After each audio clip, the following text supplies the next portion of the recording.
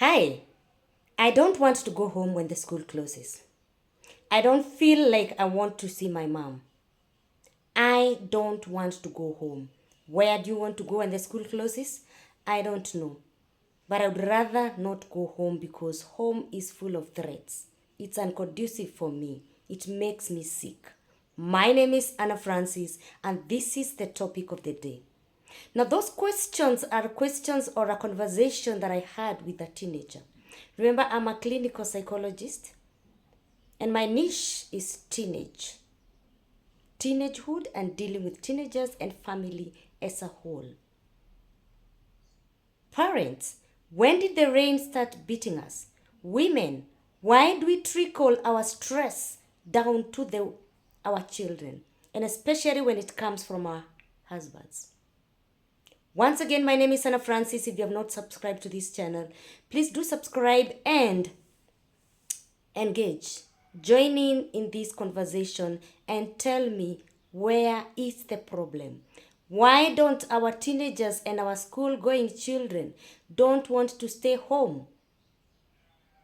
Imagine a teenager telling me she has her own stress.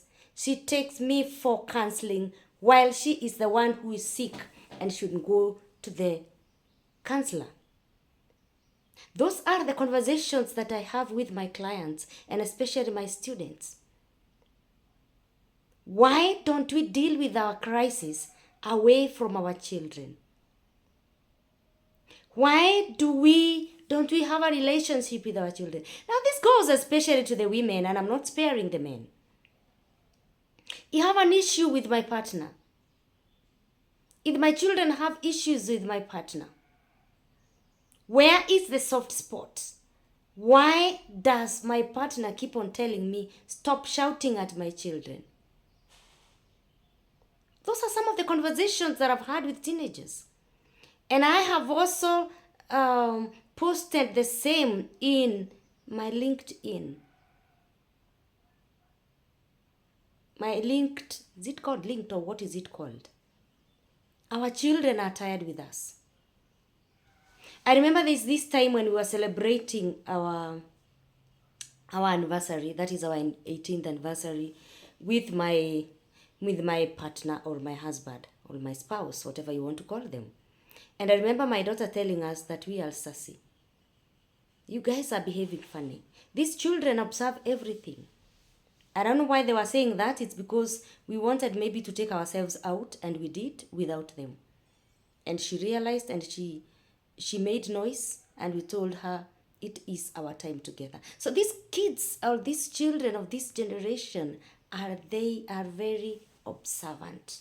I'm sorry if you see the video, or the video shaking is because I'm using my hand. It is a quick fix that I wanted to have, and before I connect all my camera and all that, actually I'm using my phone. I hope it is very clear and you can see it and you can hear it apart from the shaking. Please forgive the shaking. My mom shouts at me. My dad threatens me, especially when I do not perform. My mom insults me and calls me names. They do not understand me. And those are the conversations that I have with our teenagers. Guys, it doesn't matter what they have done. It doesn't matter how bad they are. But what matters is how we handle the issues that they may be having. Be it not doing the homework or assignment, school assignment. Be it that they don't want to go to school. How we deal with them is what matters. But otherwise, we have lost a whole generation, and especially after COVID. We are losing the whole generation. But you know what? It is not too late. Why is it that bad until they don't want to go to school? Drop a comment and let me know whether you have come across this. Drop a comment and let me know whether they have observed that. And you know, if you're not free with them, they will not tell you anything. I've dealt with so many teenagers that have said, I want to call their parents, and they say, no, I don't even want them to know. I forgive them. Why should your child forgive you because of your mistakes? I am not happy. Let me know whether you need help. Let me know whether we can talk woman to woman on a counselor's table of insight. And let us insight each other on how, or inform each other on how we are going to bring up these teenagers, so that we are able to separate our issues with our spouses. We are able to separate our financial issues, our personal issues from parenting our own children. Why are you threatening them? Why do you tell them you're not going to pay school fees because they are not performing? And you expect them to take it lightly? Why are you telling them when they are 18 you're going to throw them out of the house because they are adults? What do they have? Do they have their own house? And when you ask them, as I ask them why the threat or whether they can do it, they tell me yes, they are serious. They will not pay school fees for me because they feel I'm not worth it, I'm not performing, I'm wasting their money. Why don't you deal it in another way? Why don't you sit them down and know what is happening? Ladies and gentlemen, let me make it clear that a teenager or teenage stage is a stage where they don't know whether they are children, they are adults. There are so many changes that are happening in their bodies.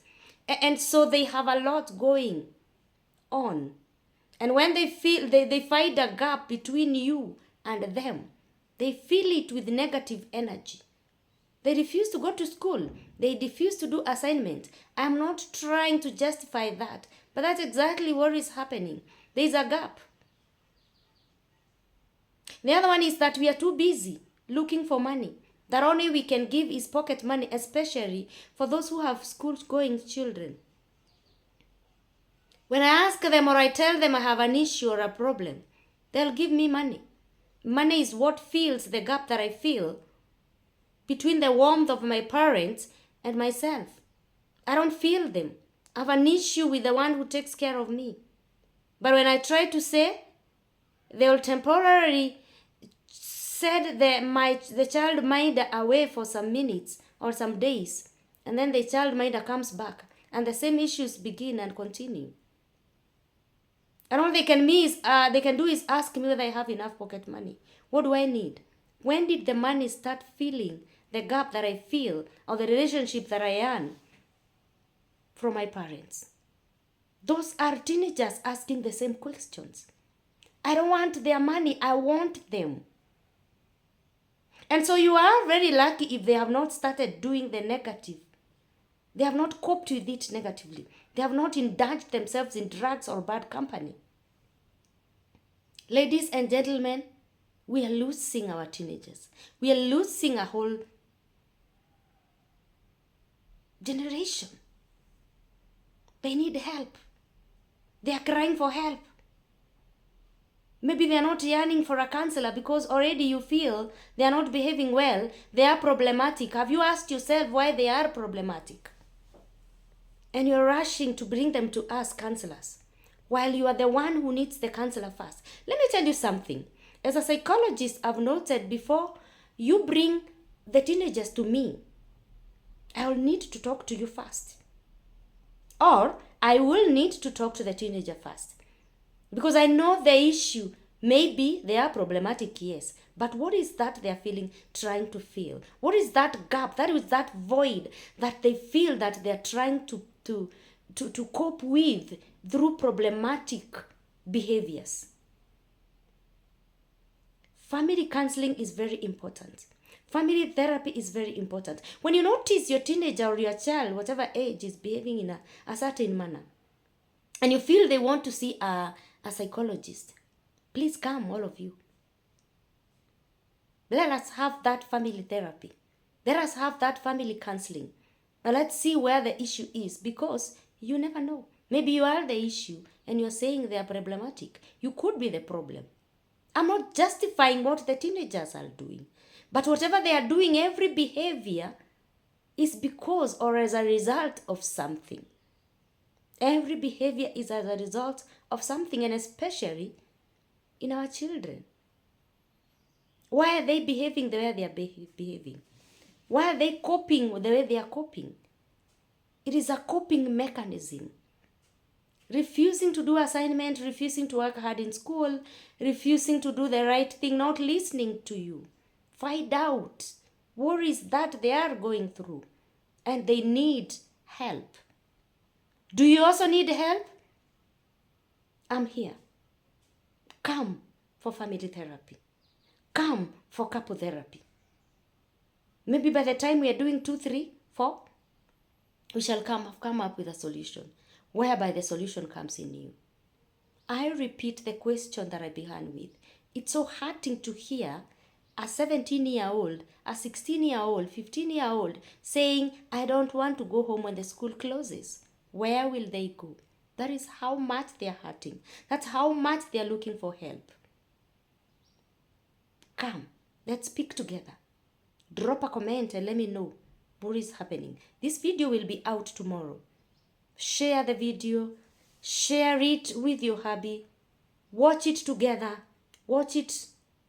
I don't want to say you watch it with your children, but you can watch it with them and know where the issue is. And let me know how we are going to cope with issues before you decide that your child is problematic. And in our language, anasumbua. Doesn't want to be in boarding. Doesn't want to be sijui where. Find out where the issue is. Find out why they are coping like that. Because those are what we call negative coping mechanism. This video is going to be 12 minutes, but please watch to the end. The environment is not conducive. I have issues with my partner. Trickles down to my children until they all want to go to boarding school to run away from home. And when the school closes, they don't want to stay at home. They want to go to their aunt, where one of them told me this life. People talk to each other. They don't talk at each other. They are not all in phone. Yesterday we went for a lunch with my children. And I remember there's this table that was next to us. And they all had a phone. And instead of having time together, they were all scrolling their phones. And that is something that I'm going to have a video talking about social and technology, social media and technology. May God bless you. Let me not make it longer than that. And drop a comment. Let me know how you're dealing with it. Bye. And subscribe if you have not subscribed. Thank you for watching to the end.